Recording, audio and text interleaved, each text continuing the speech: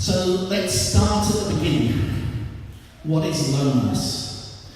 Well, believe it or not, psychologists commonly say there are 6 different types of loneliness, which are psychological, social, interpersonal, intellectual, existential, and cultural. And it's really important to understand what each of these are, because it helps us all understand that it's not about how good a social life we have, whether we are single or not, or how many friends we have. Just to say, I am not a qualified psychologist, and I don't pretend to know all there is to know. But I'm going to give you a whistle-stop tour of my understanding of what each one is. And I'm probably wrong in some cases. Psychological loneliness is normally caused by something traumatic or some sort of psychological shock happening, which results in the person isolating themselves from their normal surroundings, at first for feelings of safety and security, but after a while, this turns into unpleasant solitude.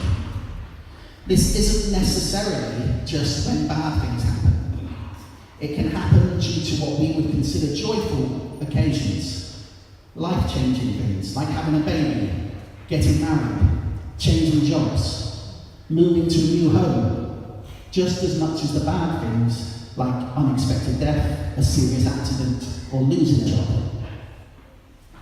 Social loneliness is, as the name suggests, about a person's involvement in social groups.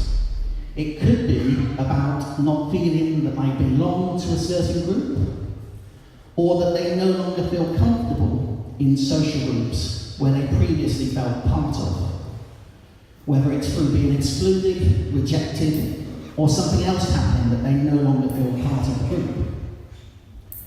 Interpersonal loneliness is caused by the loss of a close person, normally a friend or a relative, resulting in missing the person causing the loneliness, as well as stress and possibly depression. It could be a best friend moves away, a breakdown of a romantic relationship, or even a workmate getting a new job. Intellectual loneliness is about knowledge and intellect, the feeling of being less educated or knowledgeable than those around you. Whether it's your family, your friends, your work colleagues, this leads to isolation and the feeling of not belonging or being able to connect intellectually with those around you. Existential loneliness is very specific and serious, as it's when people feel lonely when they are forced to confront death during their life. Whether it's the fact that they are going to die themselves, or the death of a friend or a family member, it makes you question what the point of life is. Finally, we have cultural loneliness, which put simply is about people feeling isolated due to being of a different culture, race, or even class to those around them, making them feel uncomfortable, isolated, and alone. Now, I believe as Christians there is also a 7th, and that 7th is spiritual loneliness. This is where you feel unable to connect with God, despite knowing and believing that He is there. Something is stopping your ability to connect with Him in a meaningful way. It's important to point out that nowhere do any of those definitions talk about loneliness as being something where you feel that you are alone, physically. Although obviously that can be one of the causes for many people. When I was preparing for today, I spoke to husbands, wives, single people, people with loads of friends, people with very few friends, and they all admitted that loneliness was a very real issue in their lives. We'll explore a little bit about the consequences of loneliness later, but for now, let's explore what the common thread is that spreads through the 7 types of loneliness. The thread is simple. They all have connection at the root. Whether it's being unable to connect due to their intellect, their culture, because of physical distance, a change in social dynamics, or something dramatic taking place, every definition of loneliness involves an inability to connect in some way with people, and in terms of spiritual loneliness, and an inability to connect with God. Why is this important to realise? Because we are designed by God to be connected with people and with Him. It is when we are unable to do this that our bodies tell us something is wrong. How do I know this? Because God said it at the very beginning, when after creating the world in Genesis 2, verse 18, He looked at Adam and said, "It is not good for man to be alone. I will make a helper suitable for him." Obviously, traditionally, this verse is looked at from a relationship point of view. But personally, I think it is much more than God saying Adam needed a wife. I believe this is God saying we need to be connected in order to achieve our full potential. And He promises that He will always make a suitable helper for us in every situation. But there is no real use to God providing suitable helpers if we aren't connected to Him. This declaration and promise from God spans the whole Bible, but it's easy to miss. It is central to us understanding God's relationship with us and our relationship with each other. Without fail, every single character in the Bible has this: "It is not good for a man to be alone. I will make a suitable helper for him," central to the story about them. David was connected at different times with his family, Samuel, Saul, Jonathan, his armies, and obviously God in every situation. From Goliath to Saul trying to kill him, God provided suitable helpers, with the problems that led to his downfall arising when he lost his real connection with God and his friends and his armies, and he went his own way, leading to destroy his legacy with sexual abuse and murder. Daniel was connected to Shadrach, Meshach, and Abednego, to King Nebuchadnezzar, to Darius the Mede, and of course to God. But jealousy of him meant he was unable to connect with some of his peers, who conspired against him and got him thrown into a den of lions, only for God to send the helper he needed to keep him safe, to survive, and those who were against him to perish. Peter was connected with his family, his friends, his fellow disciples, and of course to Jesus. And he was called by Jesus to be fishers of men, which in my mind can be translated to mean connect with people so they can connect with him. When he had these connections, he went around experiencing and witnessing miracles. He had his faith tested and he failed a few times, but it wasn't until after he lost his physical connection with Jesus, when he feared for his life and he was probably suffering from loneliness, was when he denied Jesus 3 times. But when the connection with Jesus was restored, he was given the title of being the rock on which the church would be built. And then Jesus promised and delivered the gift of the Holy Spirit, so that Peter, the disciples, and the church as a whole would always be connected with God. And this, of course, meant Peter had an amazing adventure involving sunken ships, prison cells, and lots of ups and downs.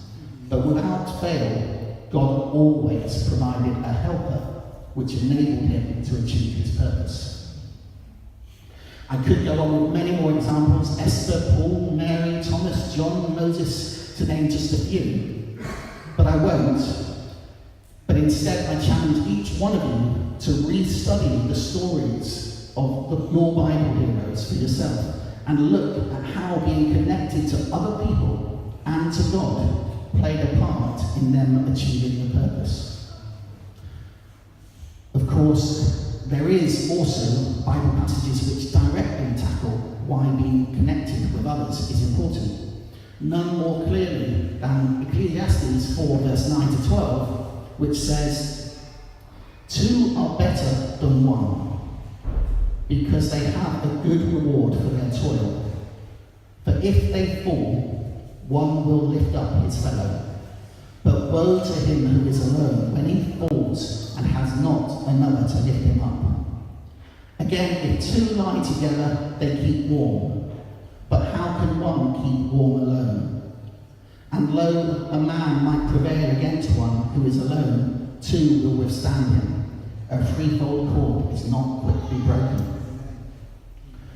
We are created, designed, and purposed to be connected, because when we are our work is more fruitful. We are more protected from our enemies. We are kept spiritually and physically warm. And most importantly, we are harder to break. So it's clear it is important to be connected with people and God.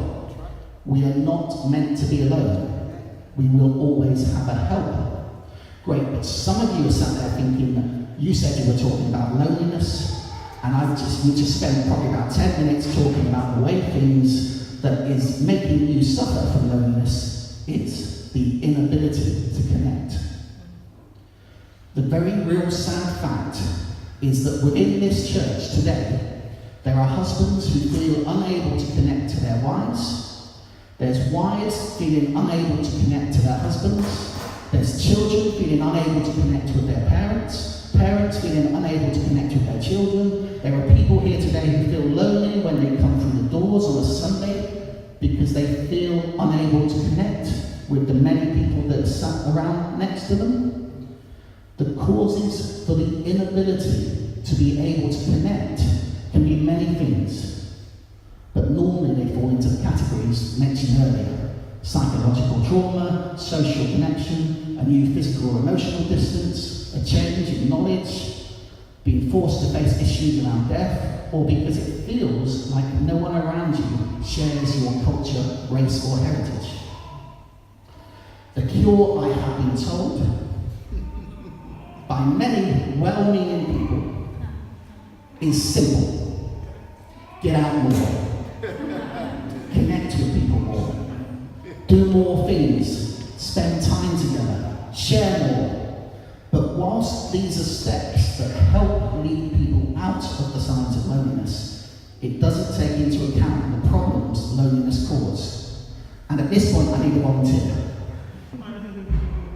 Somebody very quick. I need a volunteer.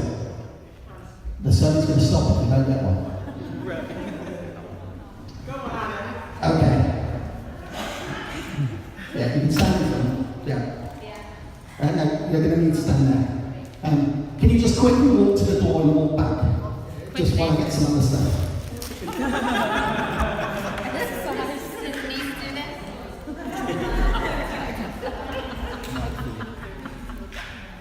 Yeah, I said quickly.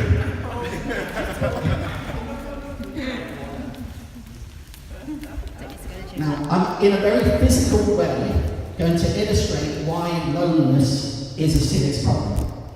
As I think I've established clearly already, loneliness has at its core connecting, and when we don't connect, it affects all of our senses in some way. So, it's like the baby shower all yeah, over it's again. really unused. So, when we don't connect, we lose sight of other people's opinions, ideas, wisdom, problems, solutions, cultures, ways of life. We are blinded to the things we see in other people's lives, the good and the bad, which in turn makes it a lot harder to see the way forward in our lives. So with that on, can you just walk to the end? Good luck, guys. People around you can help, obviously. Yeah. It's alright, I think she can turn around and come back now. Yeah. Thanks again. That's helpful. So where the speaker is. Yeah, just keep it up. Okay, so. I think you can help yourself. No, you keep that on, keep that on. When we don't, now you're going to have to pretend that you can't hear me with that, because I know that, because I'm trying to, unless I play music, you can't actually hear me. What was that? When we don't connect, we lose the opportunities to hear encouragement, critical feedback, directions, requests or offers of support, words from God. We are deaf to what is going on around us, in our homes, our churches, our neighbourhoods, and our country and our world, and can lead to hearing nothing but our own voice, which often is louder because we can't hear anyone else. So, just walk to the same point.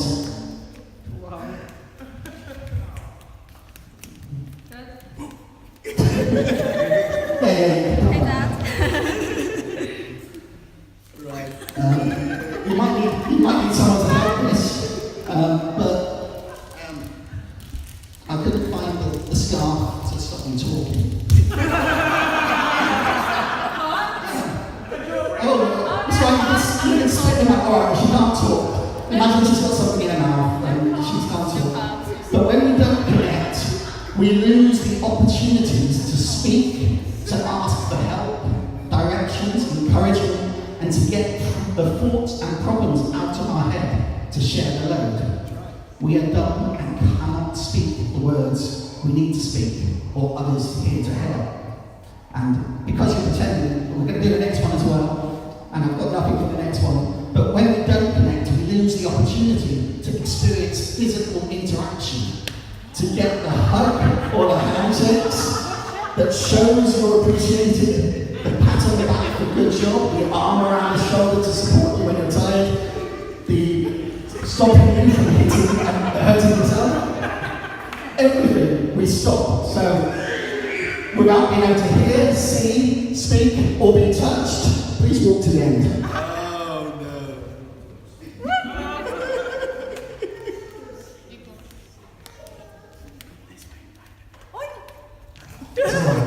Yeah. Well done, give her a round of applause. Yes. Thank you very much. When we lose connection and suffer from loneliness, we often feel unable to see anyone to connect to, whether they exist or not. At the same time, we often can't hear the things being said to us and hear something completely different to what's actually being said, if anything is actually being said at all. We don't want to speak if there is someone to speak to, and we are scared that if we share how we feel and why, it will make things worse. So we are unable to explain it.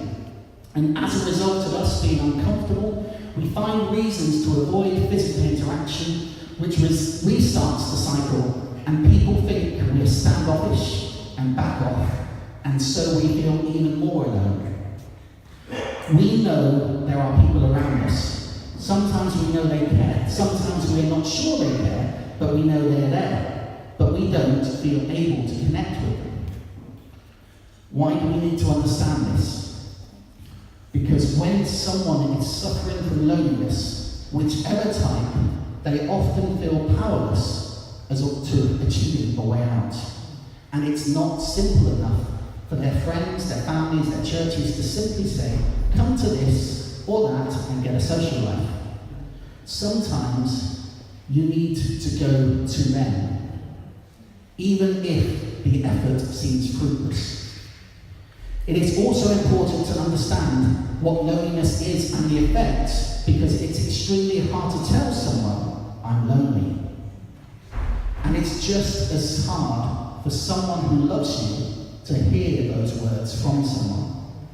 which often leads to very real problems being hidden or being mixed up with other things because of fear of being misheard or misunderstood. A long time ago, I knew a man who confided in me that his wife had told him she was lonely, and he took it very personally. How could the woman he loved, who he'd spent his life, had spent many years married to, brought up children with, spends more time with than anyone else, how could she be lonely? He was so caught up in the fear that his marriage was in trouble and he was going to lose his wife than he was about the courage it took his wife to be honest with him about how she felt.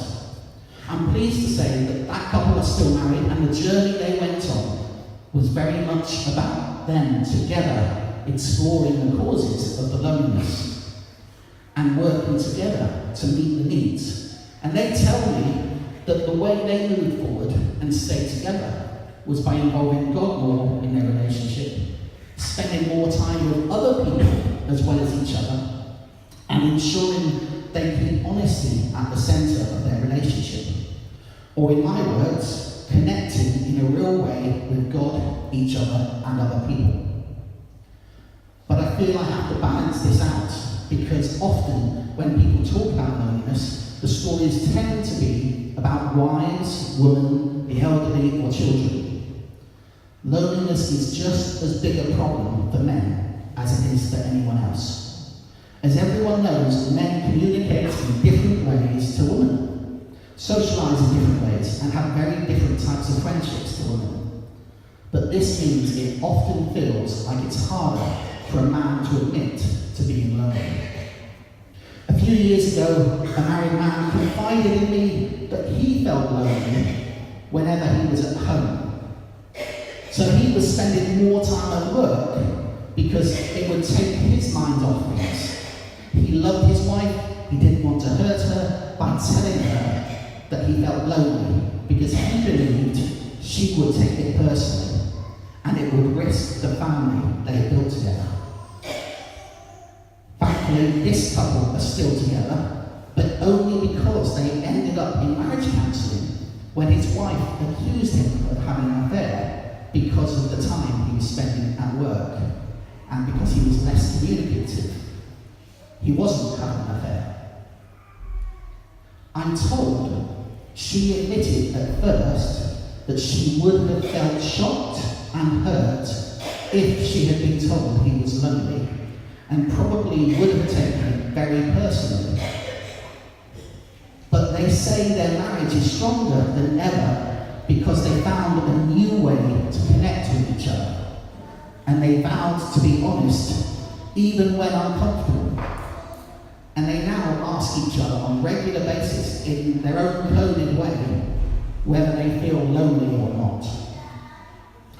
Of course, these two examples are married couples, because I am trying to eliminate the myth that singleness is the cause for loneliness. I will admit in my own life I have suffered from loneliness on many occasions, and as a single 37-year-old, sometimes that loneliness is caused by singleness. However, more often, the times I have felt real loneliness have been for completely different reasons. I remember very clearly a couple of years ago, one Easter Sunday, I woke and it just hit me that on that day I had no plans, that in my mind no one cared, as no one had asked me how I was spending the day, that I couldn't tell anyone I was feeling lonely, as they would only ask me out of pity. And this just made it even harder to connect with people on that day. I made the effort, attended church, can't remember much about the service, but I remember after the service, the mist of loneliness came over me, and I went downstairs, obviously we're in the lighthouse, hung around making small talk with anyone that I could, asked a few people, so how are you spending this lovely Easter Sunday? Oh, that's nice. And when they asked my own plans, found myself replying with things like I'm just relaxing at home on my own, trying to make it sound pleasurable, whilst crying out on the inside for someone, anyone, to say, if you have no plans, why not join us? But on that Sunday, no one did. And eventually I found my way home and the rest of the day is completely unmemorable. Why did I not invite myself somewhere or tell someone how I was feeling? Because I believed I would be seen as being attention seeking, or that it would make people like me less, or that I'd be invited out of sympathy, which would make me feel even lonelier, even more lonely. A few years later, I feel lonely less often, but I still have those days because I enjoy things like Eurovision, karaoke, musical theatre, brass bands, and being spontaneous, and I have not been able to find connect with people my age who also share these interests. And no, that is not a sales pitch, friends. My point is we need to remove the fear and the shame that is associated with loneliness. And this involves everyone.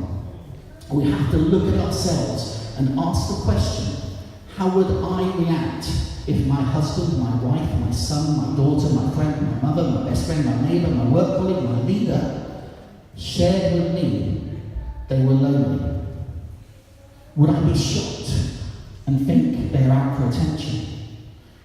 Making excuses for negative choices? Crying out for help? Or would I admire their honesty, thank them for it, and explore together the causes and the potential solution? Of course, I mentioned that I believe there is also a seventh type of loneliness, spiritual loneliness. And this is something that some find controversial, because we know that God is always there. So how can we feel spiritually lonely if we are Christians? This goes back to a lack of feeling a connection as being one of the causes of loneliness. I believe a perfect example of spiritual loneliness is Jesus on the cross, when he cried out, my God, why have you forsaken me?" Logically, God the Father and Jesus were connected perfectly in unity. And what was to happen would have been known. But in that moment on the cross, having taken on the sins of the world, past, present, and future, he temporarily lost the connection with God. And despite knowing God was still there, despite knowing God was still involved and was in control, he felt spiritually abandoned, forsaken, and in my words, lonely. We all go through many times in our Christian walk with God, some good and some bad. And no matter who you are, there are times when, despite knowing God doesn't change, that he loves you and is there for you, and despite knowing and believing all the promises he has made, it feels like he isn't there. Like you have lost the connection and you feel spiritually lonely. The cause may be something traumatic. It might be things you are doing, or watching, or listening, people you're hanging around with. You might not know what the cause is, but the connection between you and God is harder to see than ever before. You have the faith, the belief, and the knowledge, but in that moment, you just don't feel a connection to God. It feels like you've been abandoned or forsaken. In these moments, I urge you to follow the example of Jesus. Keep talking to God and tell him exactly how you feel. Be honest, cry out, and keep crying out. And when you are able to, tackle the causes, if you know them, in connection with God and with other Christians. It is also really important at this point to point out that our relationship with God is not dictated by how we feel. Whether you feel God's presence or not, whether you feel amazing or feel terrible, whether you're going through a time of happiness or a deep sadness, God is always and will always be there for you. He will never abandon you, never leave you, never forsake you. He will always love you. We must know that in our hearts and our minds, because it is faith in these and more promises of God that will carry us through the times of spiritual loneliness and enable our connection with God to grow stronger, not weaker. So I said at the start of this word that I believe God wants to release some people of Temple of Praise from loneliness today. And I believe that 100%. But to do that as a church, we all have to be involved. God won't do it on his own. There are a number of things every single one of us can do, whether you class yourself as lonely or not. We have to do these things to enable true transformation to take place in our church family. The first is about honesty. We need to create a culture, support the culture, and maintain the culture of honesty, where we as brothers and sisters in Christ are willing to take the risk of being honest about how we feel with each other, and know that the response we will receive will be non-judgmental, supportive, and loving. It is not easy, but unless we have a culture where people are able to admit without fear that they are feeling lonely, people will continue to suffer in silence, and freedom will be of limited reach. Next is about connecting. We have community groups, which are the church's way of encouraging the men and the women to connect, but the only people who can make you connect is you. Let's all, me included, stop making excuses about why we can't attend social activities or Bible studies in our communities. But don't wait for others to invite you to things. Don't just wait for the community to organise things. Invite people to your houses, to watch the football, to eat with you, to go to the cinema with you, to knit with you, to walk with you, to have fun with you. And if you are one of those people who always say no when invited places, start saying yes.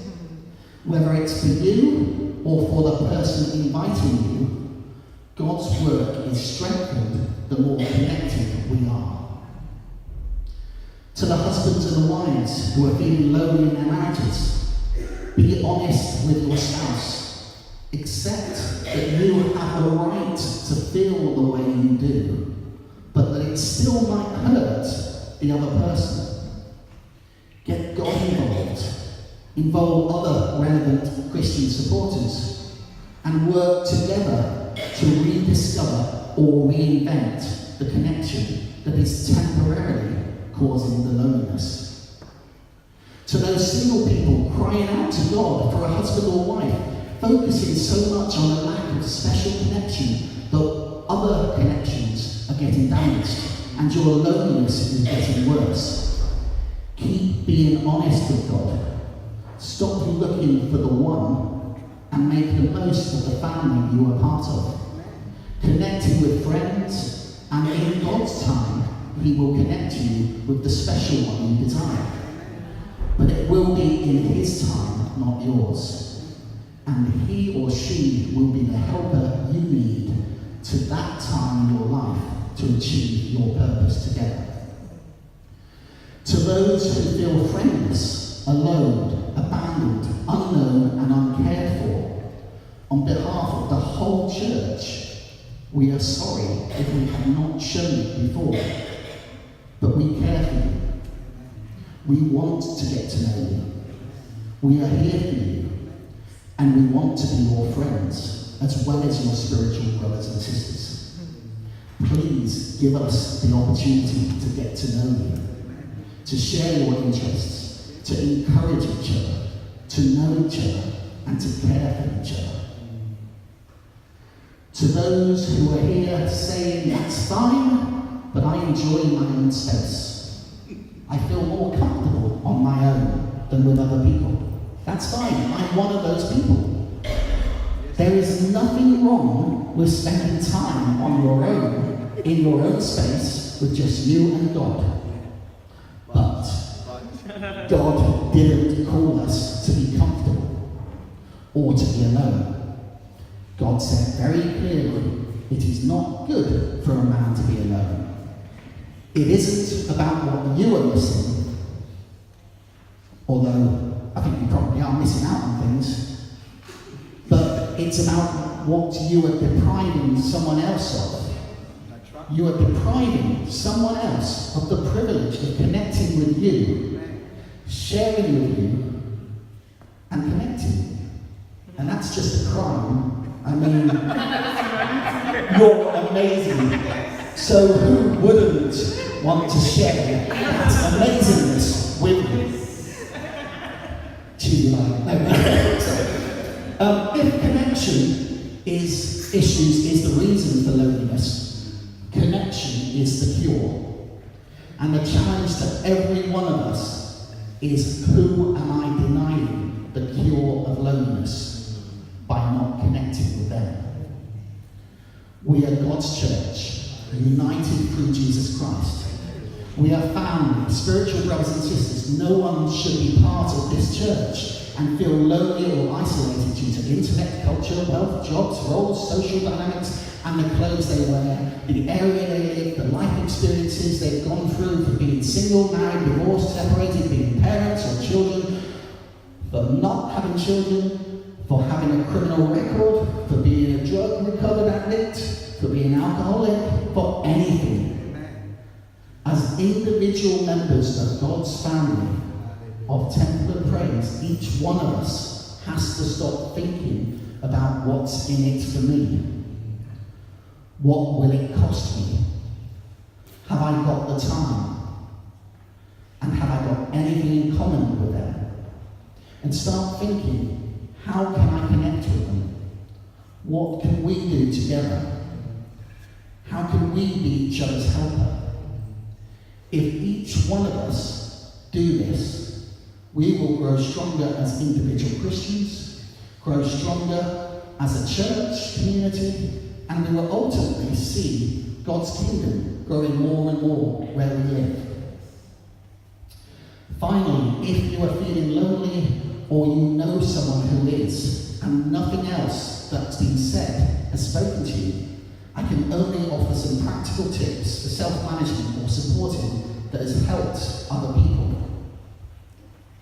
Pick up the phone and call or text someone at least once a day.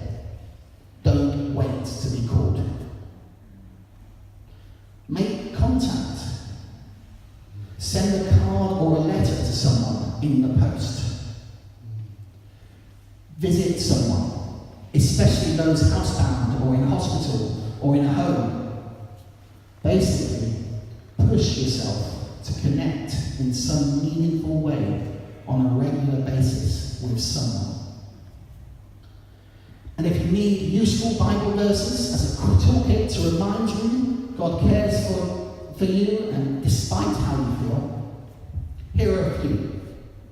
Hebrews 13 verse 5, let your conduct be without covetousness. Be content with such things as you have, for he himself has said, I will never leave you nor forsake you. James 4 verse 8, draw near to God and he will draw near to you. Cleanse your hands, you sinners, and purify your heart, you double-minded. Isaiah 41 verse 10, fear not, for I am with you. Be not dismayed, for I am your God. I will strengthen you. Yes, I will help you. I will uphold you with my righteous right hand. 1 Corinthians 10 verse 13, no temptation has overtaken you except such as is common to man, but God is faithful, who will not allow you to be tempted beyond what you are able, but with the temptation will also make a way of escape, that you may be able to bear it.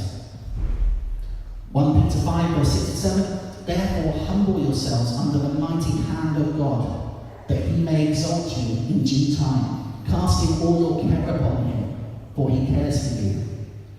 Psalm 23 verses 4 to 6, yea, though I walk through the valley of the shadow of death, I will fear no evil, For you are with me. Your rod and your staff, they comfort me. You prepare a table before me in the presence of my enemies. You anoint my head with oil. My cup runs over. Surely goodness and mercy shall follow me all the days of my life, and I will dwell in the house of the Lord forever. Amen. Psalm 147 verse 3, He heals the brokenhearted and binds up their wounds. Psalm 94 verse 19, in the multitude of my anxieties within me, your comforts delight my soul. And Romans 15 verse 4, for whatever things were written before were written for our learning, that we through the patience and the comfort